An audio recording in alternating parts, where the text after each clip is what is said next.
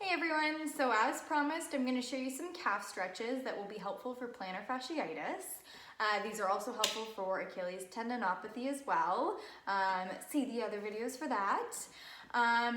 So the different calf stretches range in whether they're going to be appropriate for a cold muscle or a warm muscle or both.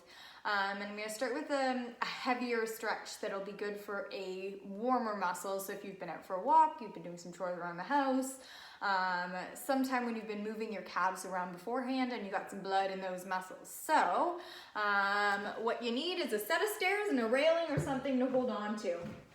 So I'm going to start by holding onto the railing, and I'm going to have both feet, I'm going to go up a stair here, both feet with the balls of your feet on the edge of the stair. And let's pretend my right foot is affected. So what I'm going to do is I'm going to drop my right heel below the plane of the stair. I'm going to hold that for a good 20, 30 seconds. And then once I reach that time, I'm going to shift my weight to my left side or the unaffected side.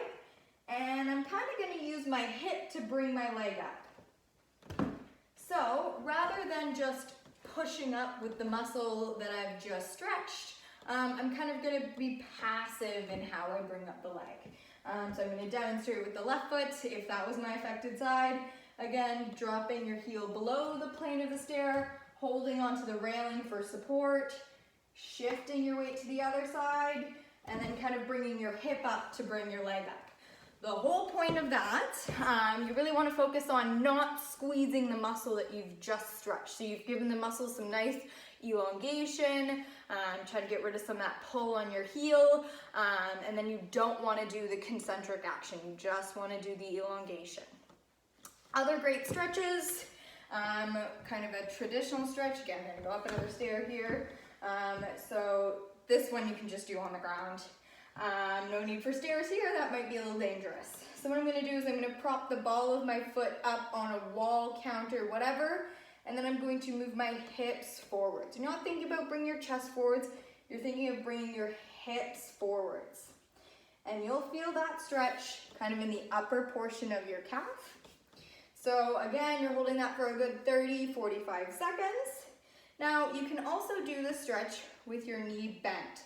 So I go from a knee straight to a knee bent position, and again, lean my hips forwards.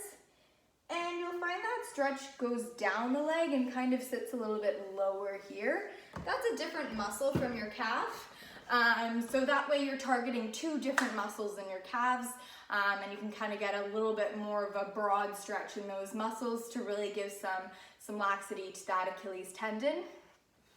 Another great stretch, doing it in a small area here. Again, please do this on ground, not on the stairs. A lunging stretch. So both feet facing the same direction. You don't want one foot kicked out. Both feet are in line, double checking that. I'm going to have my back knee straight, my front knee bent. And again, I'm thinking about leaning my hips forwards. I'm not thinking about bringing my chest forwards. I'm leaning my hips forwards.